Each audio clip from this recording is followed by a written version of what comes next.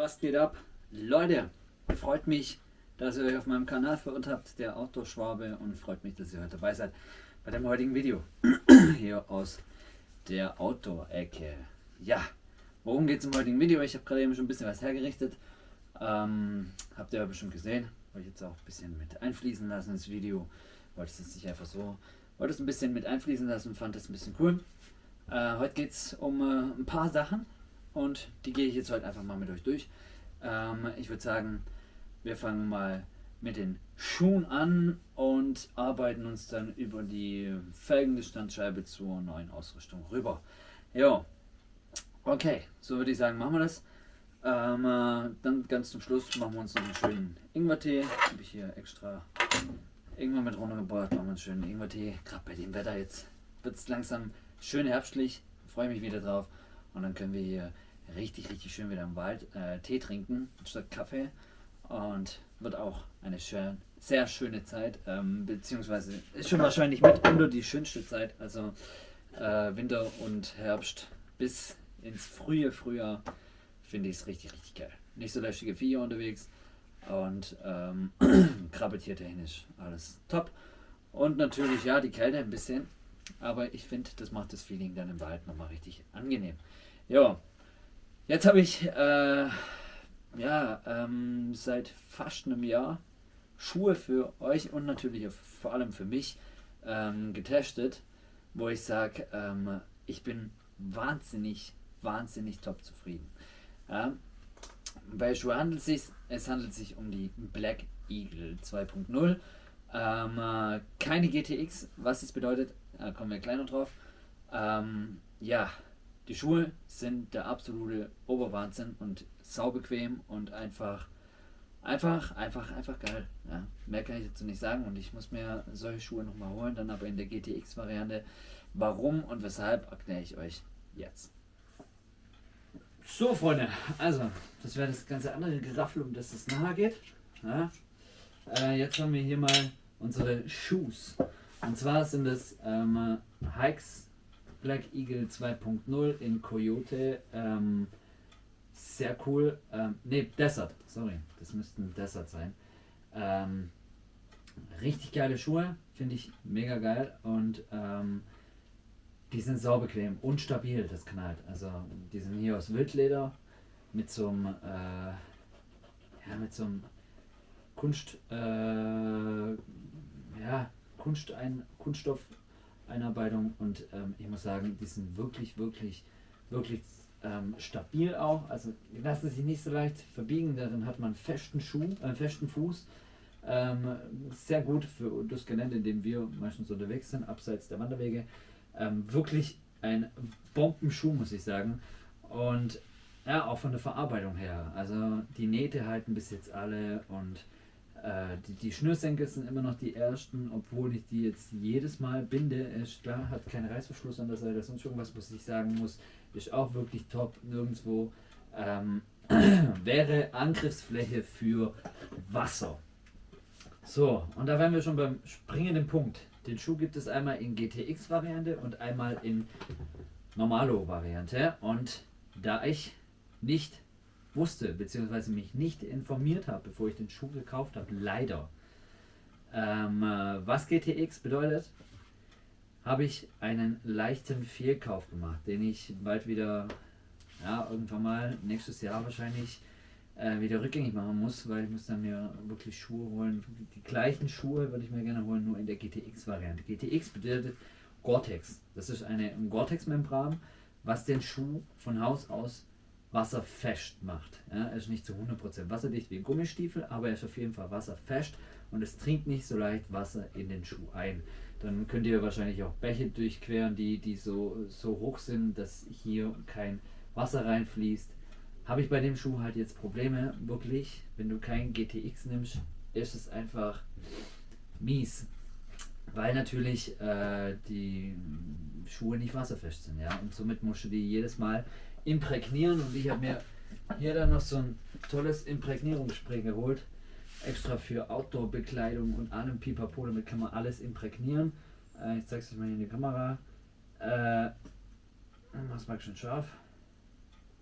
So, damit kann man wirklich alles imprägnieren und ich muss sagen, das Zeug hier hat mir dann auch geholfen, letztendlich die Schuhe wasserfest zu kriegen. Ja?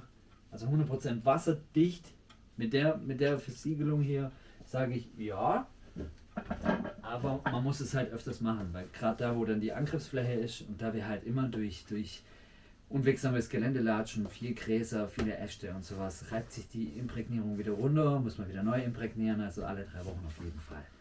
Ja, bin ich auf jeden Fall trotzdem zufrieden mit den Schuhen und was ich natürlich auch sagen muss, was ich bei Hikes richtig geil finde und auch Nachhaltigkeitsfaktor auch sehr cool finde, ist, wenn die Sohle runtergelatscht ist, dann könnt ihr die Schuhe einschicken und die werden neu besohlt. Ja? Also das habe ich auch bei denen auf der Internetseite gelesen. Richtig geil. Also Hikes kosten eine Stange Geld, aber die ist auf jeden Fall wert. Und ich beiß mir heute noch in den Arsch, dass ich nicht noch eine kleinere Stange Geld mit draufgelegt habe, dass ich die Gore-Tex-Membran habe. Leider. Ist wie es ist, so ist es halt. Ja, also Hikes Black Eagle 2.0, richtig geiler Schuh. Ich finde auch die Hikes Nature heißen die, glaube Black Eagle Nature oder irgendwie so. Finde ich auch richtig, richtig tolle Schuhe, sind schöne Schuhe. Ich weiß noch nicht, welchen ich mir als nächstes hole. Jetzt brauche ich erstmal Winterschuhe, weil jetzt kommt der Winter und da nicht wasserfest, brauchen wir gescheite Winterschuhe. So, von der Sohle her muss ich sagen, sind die Schuhe auch top. Ich habe die jetzt sehr oft im Gebrauch, auch privat, wenn ich jetzt einkaufen gehe oder sonst irgendwas, ziehe ich die Schuhe gerne an und Asphalt und sowas. Also die Schuhe haben immer noch sehr, sehr gutes Profil und bis jetzt merke ich noch nichts, dass irgendwie was runtergelatscht wäre oder sowas. Also es ist wirklich, wirklich ein super Schuh.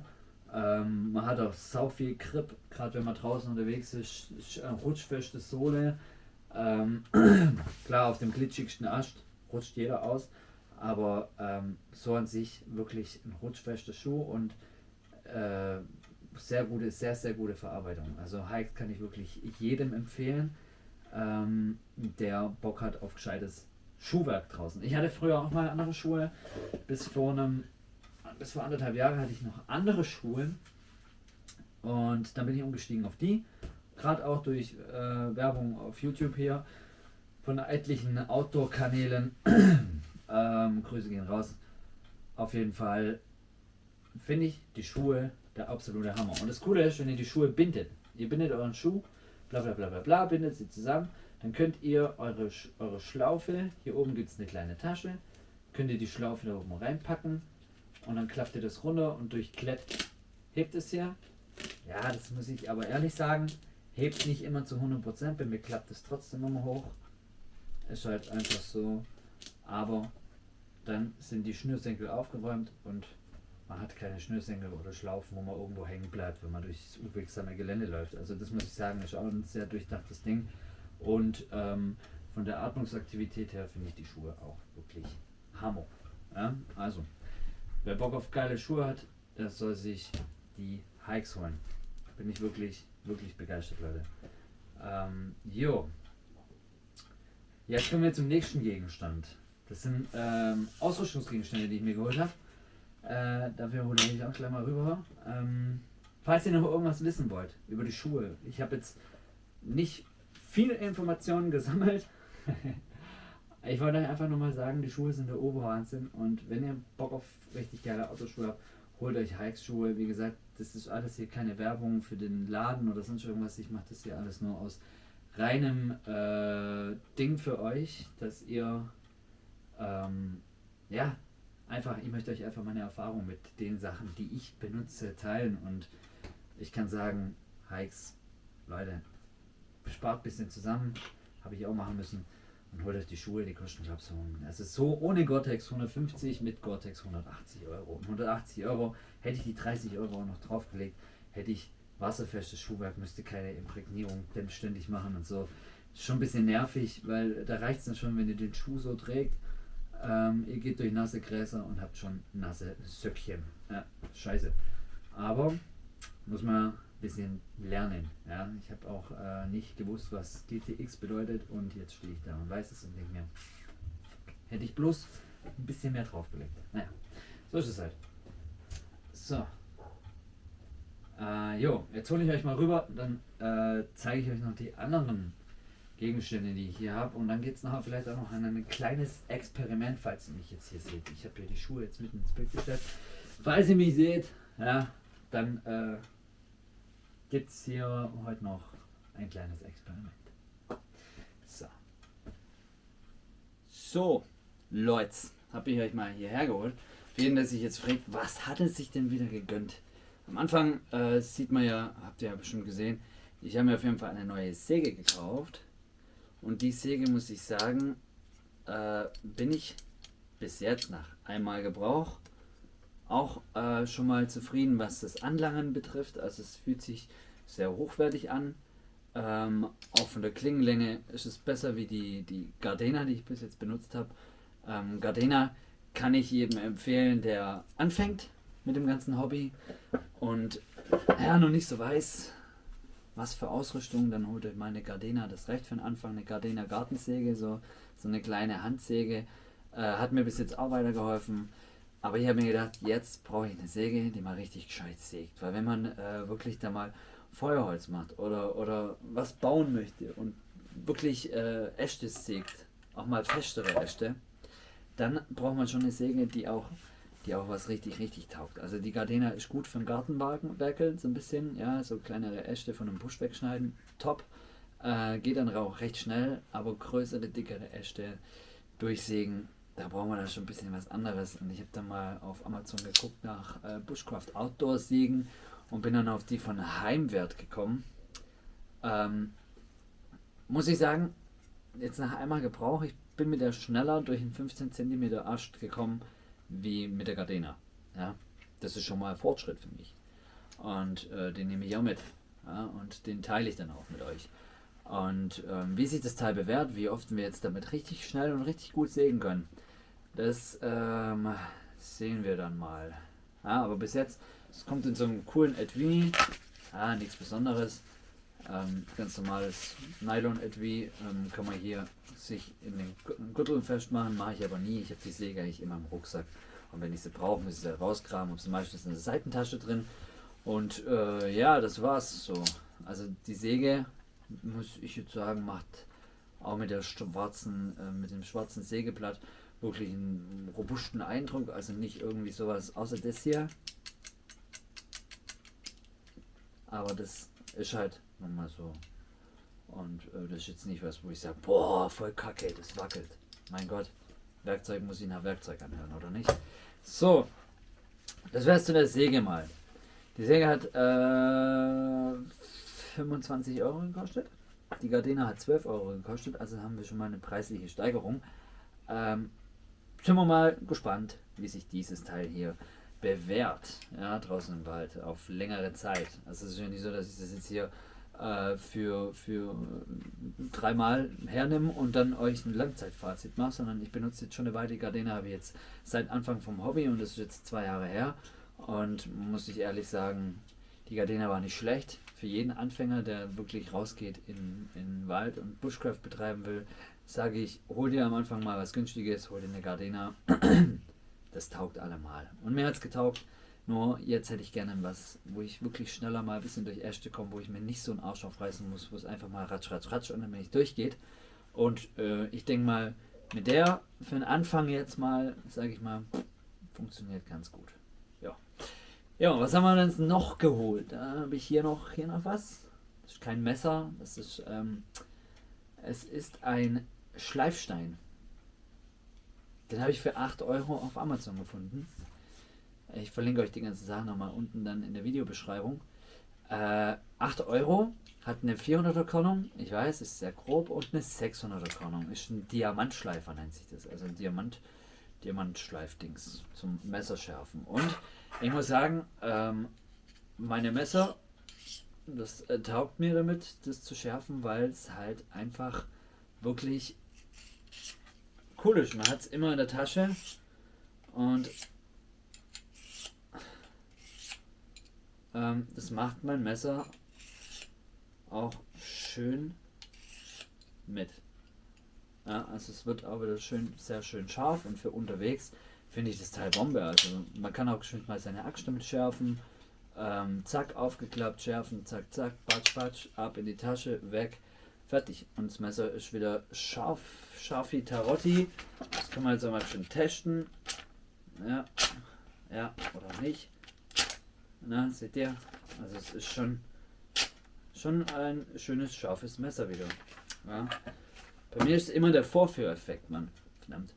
Immer wenn ich mache das 100 Mal mit dem Ding hier, mit dem Papier, das war jetzt auch schon wieder so, mache ich 100 Mal so und immer wenn die Kamera läuft, verkackt's, Alter, verkackt's einfach. Naja, egal. Also, so ein Schleifer verlinke ich euch mal unten, wer Interesse hat, ist cool. Für 8 Euro ist da, glaube ich, nichts kaputt gemacht und man hat immer einen schönen Schleifer am Start, den man ganz einfach wieder im Rucksack oder in einem Pouch oder sonst irgendwo verstauen kann. Ja, so. Das wäre mal das. Fuck. Ja, das wäre mal das Wesentliche. Ich hab jetzt meine Klinge nicht zerstört. Ne, habe ich nicht. Aber wir haben jetzt hier einen schönen Grat reingeschliffen. Ja,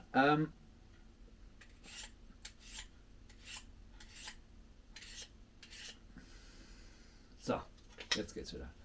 So, jetzt kommen wir zu diesem geilen Stück. Was ist geil? Diesem Einfallstück. Ja. Dazu machen wir uns jetzt aber erstmal einen Tee.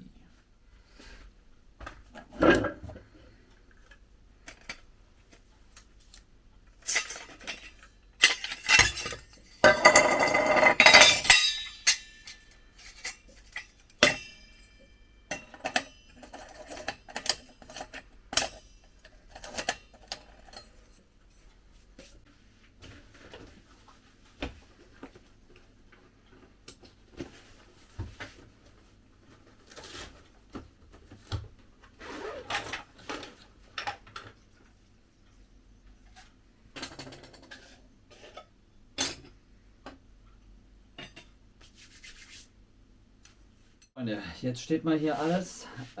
Ich würde sagen, wir kommen jetzt mal zu unserer Felgen-Distanzscheibe, weil mich viele gefragt haben, was für Maße die hat, wie viel Gewicht die hat und wie groß die ist und bla bla bla und wie der Wärmeerhalt ist. Auch haben mir jemand gefragt, Wärmeerhalt wird schwierig, das zu messen. Bräuchte ich fast einen Timer, das habe ich leider nicht, außer mein Handy.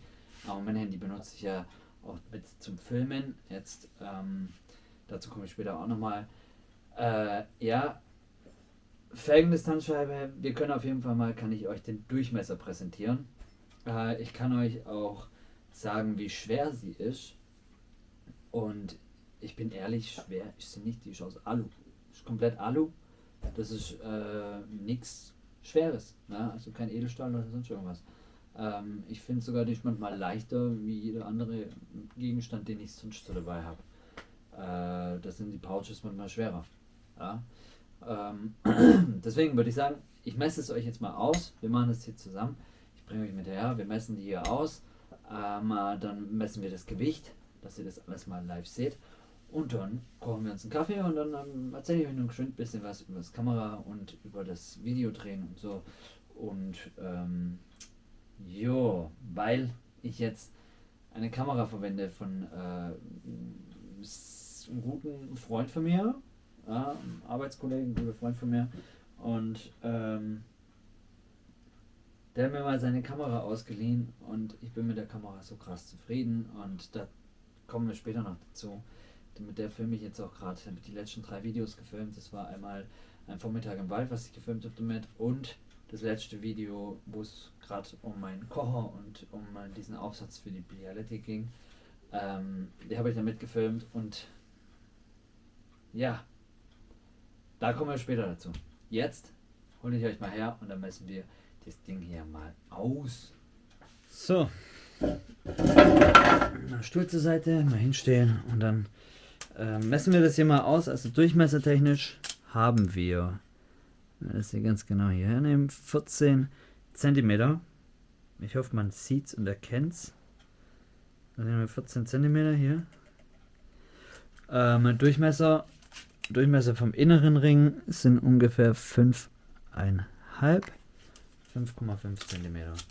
Und die Dicke davon, also mit dem hier gemessen, das sind wir bei 3 cm und hier der äußere Ring 1 cm.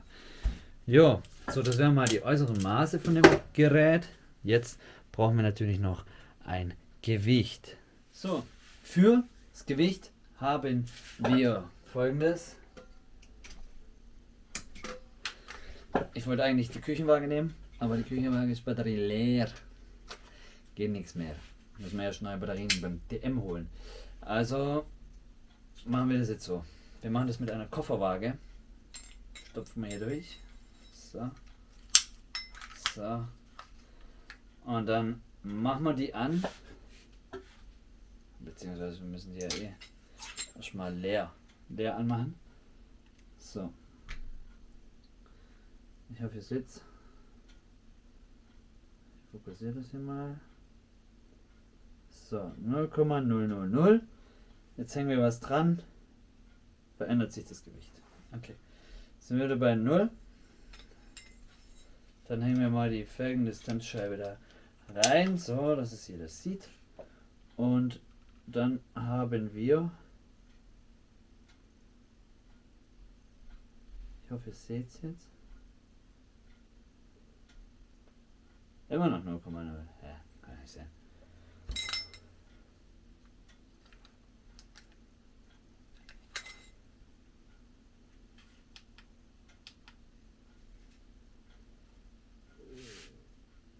Ah, okay. Ich halte es falsch. So, jetzt haben wir es. Ihr seht's, ich sehe es, wir sehen es alle, also die hängt in der Luft.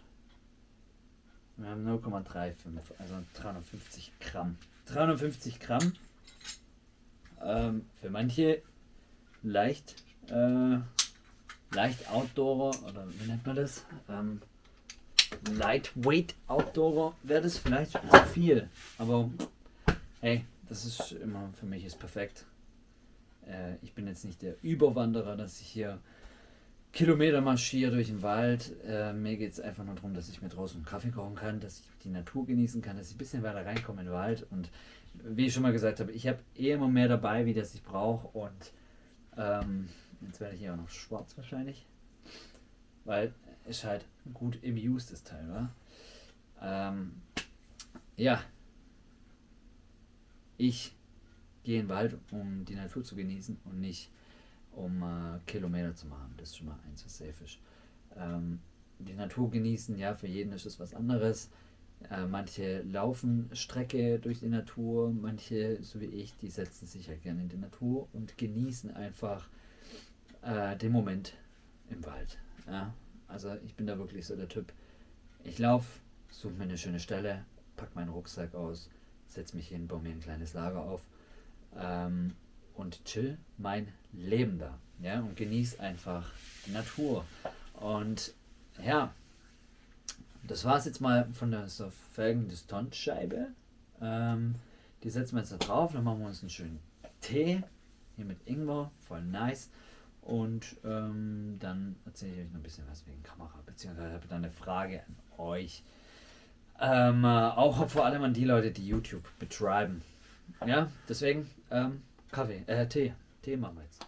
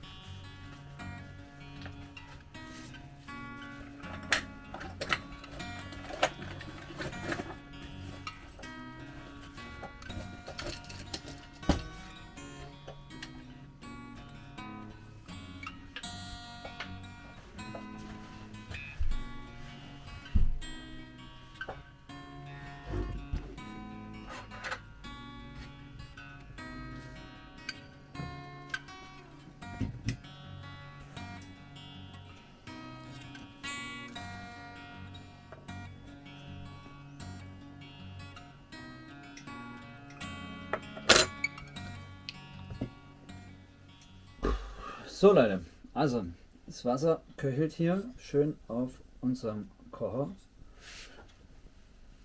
Bisschen noch, bisschen darf es noch. In der Zeit wollte ich euch mal fragen, mit was für Kameras habt ihr so Erfahrung? Ja, also das ist jetzt die DJI Osmo Pocket 2 oder DJI Pocket 2 mit Gimbal. Finde ich wirklich eine richtig, richtig geile Kamera und ich habe mir überlegt, diese hier auch zu holen. Aber mich interessiert einfach mal, wie macht ihr das mit euren Kameras? Was für Kameras habt ihr und ja, was für Programme verwendet ihr zum Schneiden auch? Was für ein Laptop und so weiter? Würde mich alles mal interessieren, wenn es da jemand wirklich auskennt, mir einfach mal in die Kommentare schreiben oder schreibt mir auf Instagram, folgt mir auf Instagram und schreibt mir da. Würde mich wahnsinnig freuen, weil ich einfach offen bin für, ja, ich habe keinen Bock, ständig mit dem Handykamera zu filmen. Ich würde gerne auch so richtig mit Kamera und mal ein bisschen bessere Auflösung und so wäre vielleicht auch cool, gerade für euch Zuschauer. Deswegen dachte ich mir, ich frage euch mal, falls sich jemand damit auskennt mit dem Thema, schreibt mir auf Insta und dann können wir ein bisschen drüber quatschen. Würde mich mega freuen. Ich wäre auf jeden Fall voll interessiert. Und jo, freut mich, dass ihr eingeschaltet habt, dass ihr dabei wart bei dem Video. Und wenn sonst noch irgendwelche Fragen sind oder wenn ihr irgendwie Bock habt auf irgendwas, schreibt es in die Kommentare. Schreibt mir auch einfach, wenn euch das Video gefallen hat. Freut mich wahnsinnig, wenn ihr mir wenn ihr mir da ein bisschen ein kleines Feedback gibt. Bin ich immer sehr, sehr happy drüber. Und ja, ich würde sagen, ich schneide mir jetzt hier noch meine Ingwer in den Tee und dann genießen wir den noch, beziehungsweise ich. Ich wünsche euch jetzt auf jeden Fall einen schönen Tag, Nacht, Morgen, Abend, wann auch immer ihr das Video schaut und reinschaut. Freut mich auf jeden Fall, dass ihr dabei wart und wünsche euch alles Gute, bleibt gesund, geht raus und genießt die Natur. Ja? Bis bald, Freunde.